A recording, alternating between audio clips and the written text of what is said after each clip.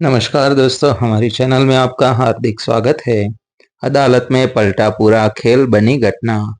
जिला न्यायालय की पुरानी इमारत उस दिन कुछ ज्यादा ही भारी लग रही थी। पीली दीवारों पर समय की दरारें साफ दिखाई देती थी, जैसे वे खुद गवाही दे रही हो कि यहाँ रोज कितने झूठ बोले जाते हैं और कितने सच दबा दिए जाते हैं। कोर्ट रूम नंबर 3 के बाहर लोगों की भीड़ थी। कोई बेचैनी में टहल रहा था, कोई दीवार से टेक लगाए अपनी बारी का इंतजार कर रहा था और कोई चुपचाप भगवान का नाम जप रहा था। उसी भीड़ के एक कोने में बैठा था रघुनाथ प्रसाद, एक साधारण सा आदमी जिसके चेहरे पर डर, थकान और बेबसी एक साथ जमी हुई थी। रघुनाथ कोई अपराधी नहीं था, लेकिन आज उसे अपराधी की तरह ही अदालत में खड़ा किया जाना था। उस पर आरोप था कि उसने अपने ही पड़ोसी की जमीन हड़पने के लिए जालसाजी की, फर्जी दस्तावेज बनाए और मारपीट तक करवाई। यह केस पिछले 3 साल से चल रहा था। 3 साल जिनमें रघुनाथ ने अपनी जमीन ही नहीं, अपनी इज्जत, चैन और बची खुशी पूंजी भी गंवा दी थी। दूसरी ओर था महेश्वर सिंह, इलाके का बड़ा कारोबारी, रसूखदार आदमी, जिसकी अदालत में मौजूदगी भी उसके पावर को दिखा रही थी। महंगे कपड़े, आत्मविश्वास से भरा चेहरा और पीछे खड़े लोग, सब कुछ साफ बता रहा था कि यह लड़ाई बराबरी की नहीं थी। कोर्ट में जैसे ही जज साहब न्यायमूर्ति अरविंद सक्सेना की एंट्री हुई, पूरा कमरा खड़ा हो गया। उनकी आंखों में शक्ति थी, लेकिन उस शक्ति के पीछे अनुभव छुपा था। उन्होंने सैकड़ों केस देखे थे, सैकड़ों चेहरे, सैकड़ों झूठ। आज का दिन भी उन्हें वैसा ही लगा, एक अमीर आरोपी और एक कमजोर फरियादी। लेकिन उन्हें अंदाजा नहीं था कि आज अदालत में कुछ टूटने वाला है। केस की सुनवाई शुरू हुई। सरकारी वकील ने महेश्वर सिंह की तरफ से दलीलें रखी, कागजात, गवाह और बड़ी बड़ी बातें। उन्होंने बताया कि कैसे रघुनाथ ने धोखे से जमीन के कागज बदले, कैसे उसने दबाव बनाया और कैसे महेश्वर सिंह को मजबूरी में कोर्ट में आना पड़ा। हर बात इतनी आत्मविश्वास से कही जा रही थी कि बाहर बैठा आम आदमी भी एक पल को सोचने लगे कि शायद यही सच है। रघुनाथ का वकील विजय शुक्ला एक साधारण से इंसान थे। न उनके पास बड़ी टीम थी, न महंगे सूट, लेकिन उनके पास केस की फाइल से ज्यादा अपने मुवक्किल की कहानी थी। जब उनकी बारी आई तो उन्होंने ज्यादा शोर नहीं मचाया। उन्होंने बस इतना कहा, मैं लॉर्ड, आज गवाहों की सच्चाई सामने आएगी। यह वाक्य इतना साधारण था, लेकिन कोर्ट रूम में एक अजीब सी खामोशी ले आया। पहला गवाह महेश्वर सिंह का खास आदमी था, सुरेश वर्मा। उसने शपथ ली और वही कहानी दोहराई जो पिछले 3 साल से रिकॉर्ड में चल रही थी। उसने कहा कि उसने अपनी आंखों से रघुनाथ को फर्जी कागजों के साथ देखा। उसने मारपीट भी देखी और धमकी भी सुनी। उसकी आवाज में कोई हिचक नहीं थी। झूठ पूरी तैयारी के साथ बोला जा रहा था। वकील विजय शुक्ला ने उससे कुछ साधारण सवाल पूछे, तारीख, समय, जगह। सुरेश ने सबके जवाब आसानी से दे दिए। लेकिन फिर एक सवाल आया, आप उस दिन किस दुकान पर थे? सुरेश थोड़ा रुका, फिर बोला, शर्मा जनरल स्टोर के पास। वकील ने अगला सवाल दागा, मैं लॉर्ड, क्या रिकॉर्ड में यह नहीं है कि उस दिन शर्मा जनरल स्टोर सुबह से बंद था? कोर्ट रूम में हल्की सी सरसराहट हुई। सुरेश के चेहरे पर पहली बार घबराहट दिखी। उसने सफाई देने की कोशिश की, लेकिन उसके शब्द अब उतने मजबूत नहीं थे। जज साहब ने नोट्स बनाए, लेकिन अभी कुछ कहा नहीं। इसके बाद दूसरा गवाह आया, फिर तीसरा। सबकी कहानी एक जैसी थी, लेकिन छोटी छोटी बातों में फर्क साफ दिखने लगा था। कोई समय में उलझ रहा था, कोई जगह में। हर झूठ, चाहे कितना भी बड़ा क्यों न हो, कहीं न कहीं अपनी एक दरार छोड़ देता है। रघुनाथ चुपचाप कटघरे में खड़ा यह सब देख रहा था। उसकी आंखों में डर के साथ साथ एक छोटी सी उम्मीद भी जाग रही थी। उसे लग रहा था कि शायद आज पहली बार कोई उसकी बात सुनेगा।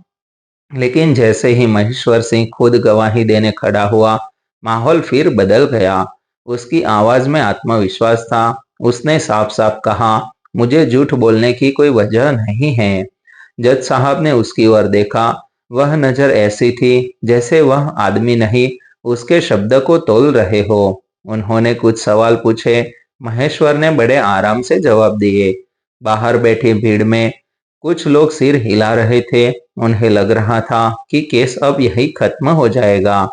लेकिन तभी वकील विजय शुक्ला ने एक फाइल खोली। मैं लॉर्ड, मेरे पास एक आखिरी सवाल है।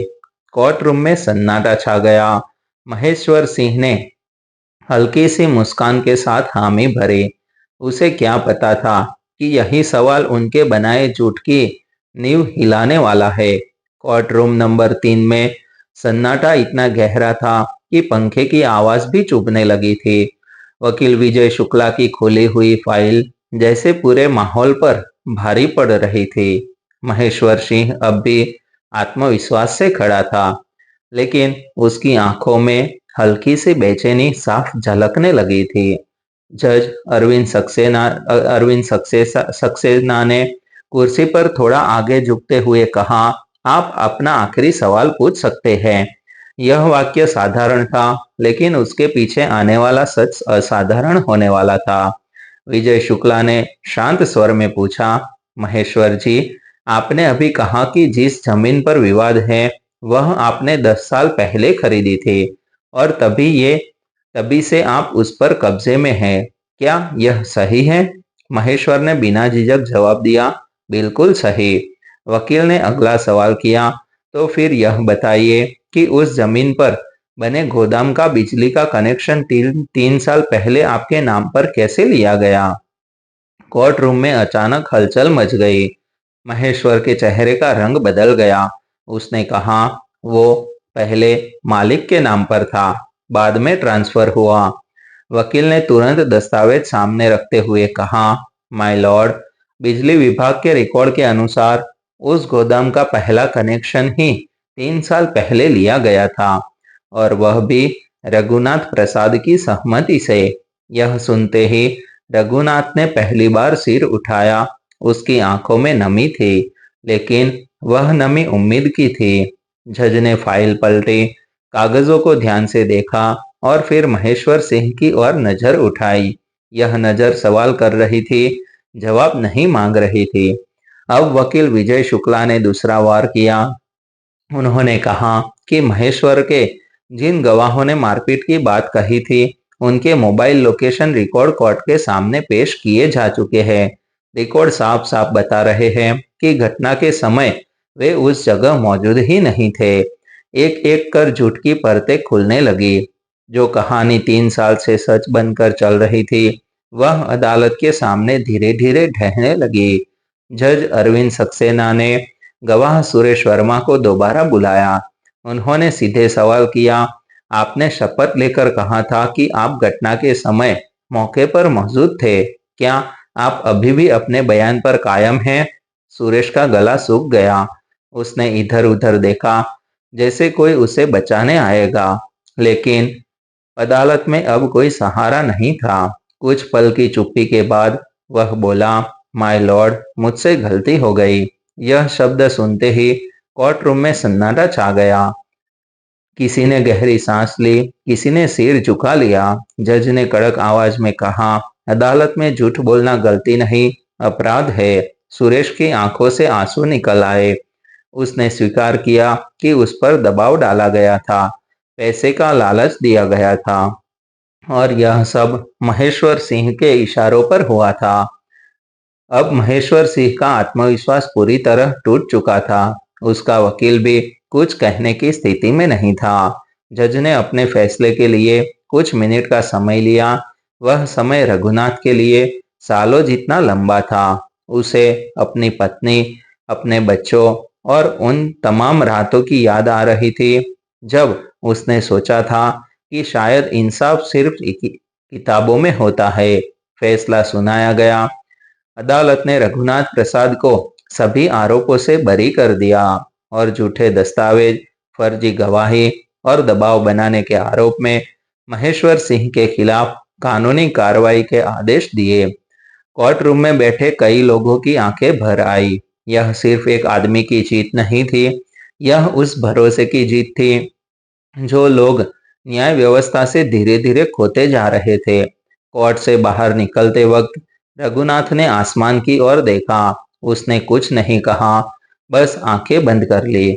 शायद वह भगवान का शुक्रिया अदा कर रहा था, या शायद खुद को यकीन दिला रहा था कि जो हुआ वह सपना नहीं है। वही महेश्वर सिंह भीड़ से बचता हुआ बाहर गया। उसका झूठ उसके साथ ही बाहर चला गया, टूटा हुआ, बेनकाब।